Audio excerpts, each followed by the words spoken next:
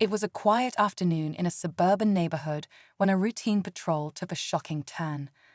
Officer Daniels, known for his harsh demeanor and questionable decisions, pulls over a young black teen walking home from school. The tension is immediate as he questions her every move, making baseless assumptions about her intentions. She remains calm, though the unease is written all over her face. What starts as an unfair interrogation soon escalates when he threatens to take matters further. But just as Daniels seems to have complete control, everything changes in an instant. The girl reaches into her backpack and pulls out a badge, a police ID. She's not just any teenager. She's the daughter of the new chief of police, and she knows her rights better than he ever expected. What happens next will turn his world upside down, and he'll regret the moment he crossed the line. Officer Daniels freezes as the young girl calmly hands over the ID. His confident demeanor falters as he reads the name on the badge. Maya Reed, daughter of Chief Angela Reed, the department's newly appointed leader with a reputation for reform and integrity. Daniels can feel the weight of his mistake sinking in, but he masks it with a forced authority. Maya, though visibly shaken, holds her ground. "Am I free to go, or do you plan to explain why I was stopped in the first place?" she asks, her voice steady but firm.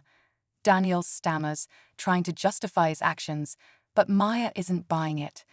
She knows her rights, and her piercing gaze leaves him scrambling for excuses.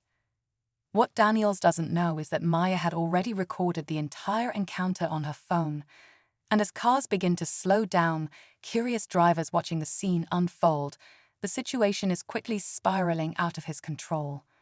As the scene grows more tense, Maya stands her ground, refusing to let the situation intimidate her.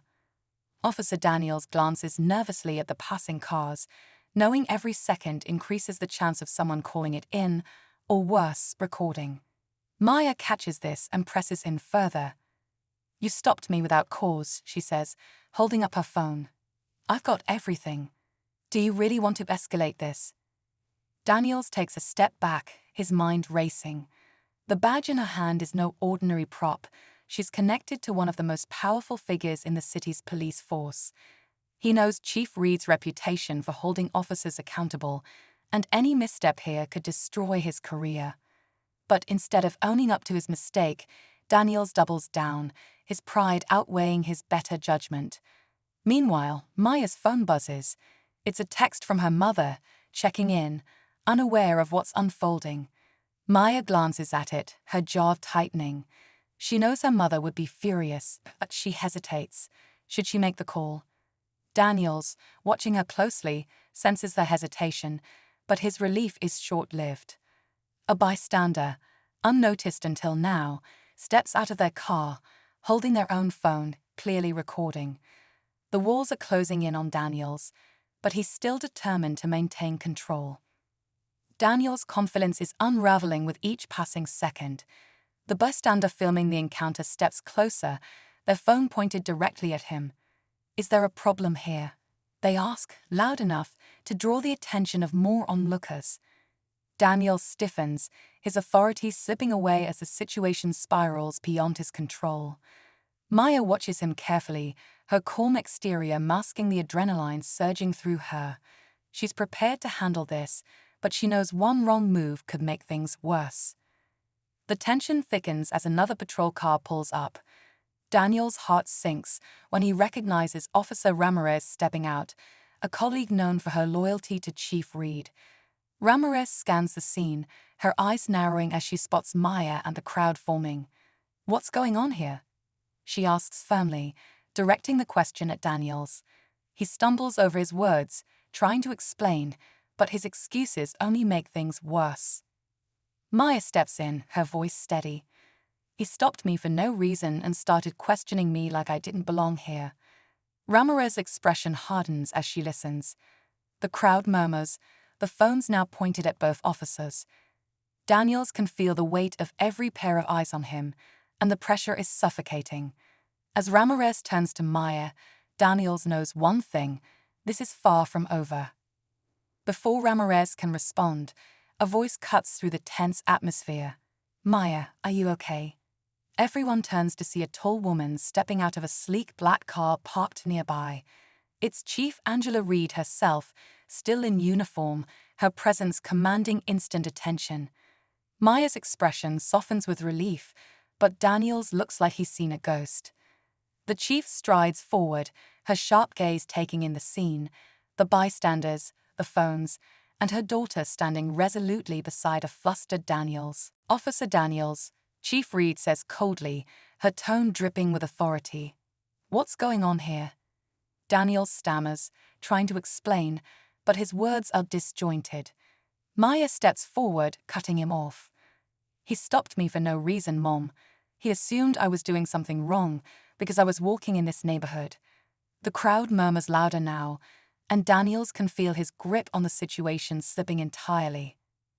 But before Chief Reed can respond, Ramirez speaks up. "Chief, there's more. He didn't just stop her. He's been known to profile others too. I didn't say anything before, but I've seen it happen." The revelation hits like a thunderclap. The crowd grows restless, the energy electric. Daniel's face pales as Chief Reed turns her piercing gaze on him. "Is that true?" she asks, her voice cutting through the noise. Daniels opens his mouth to defend himself, but the words don't come. The tension is unbearable, and the truth is teetering on the edge, ready to explode. The air is thick with tension as Chief Reed locks eyes with Daniels, her expression a mix of disappointment and controlled fury. The murmurs from the crowd grow louder, the weight of Ramirez's accusations sinking in. Daniels finally speaks, his voice shaky. "Chief, I didn't mean any harm. I was just doing my job." But his excuse falls flat. Chief Reed steps forward, her voice unwavering.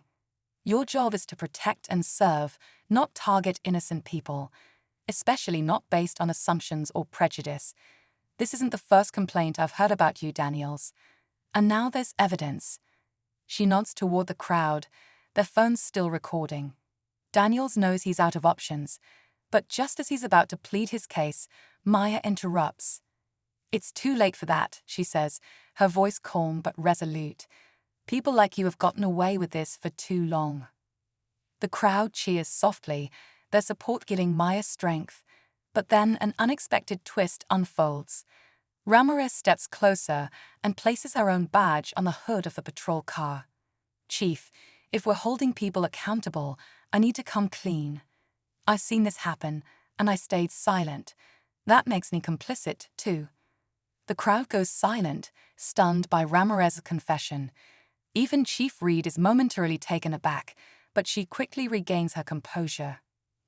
In the days that followed, Marcus launched a full investigation into his department. What he uncovered was worse than he'd imagined. A network of officers abusing their power, protected by a culture of silence and fear. The two officers who harassed his wife and son were just the tip of the iceberg. With the support of his wife and a small team of trusted colleagues, Marcus began dismantling the corruption piece by piece, ensuring those responsible were held accountable. At home, Marcus sat with his wife and son, reflecting on everything they had endured. "You stood tall through it all," he told her, his voice filled with admiration. She smiled, holding his hand. "We had to. For him," she said, looking at their son. Justice had been served, but the experience left them with a renewed purpose, to fight for fairness and integrity, no matter how difficult. Together, they were ready to face whatever came next. "Thank you for your honesty," she says. "Accountability starts with all of us."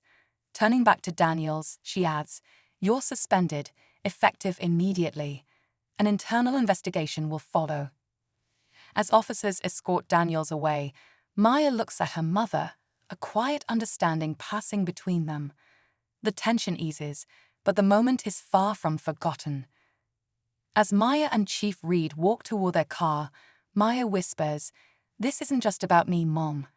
It's about everyone who's been treated like this." Chief Reed nods, her resolve stronger than ever. "And we'll make sure it stops." As Maya and Chief Reed drove away, the weight of the day lingered in the air, but so did a sense of purpose. Maya looked out the window, her mind racing with thoughts of how many others had been in her position, without a badge or a crowd to protect them. "You were brave today," Chief Reed said, glancing at her daughter. "But this fight isn't over." Back at the station, news of the incident spread quickly. The video taken by the bystander had already begun circulating online, sparking conversations about accountability and systemic change.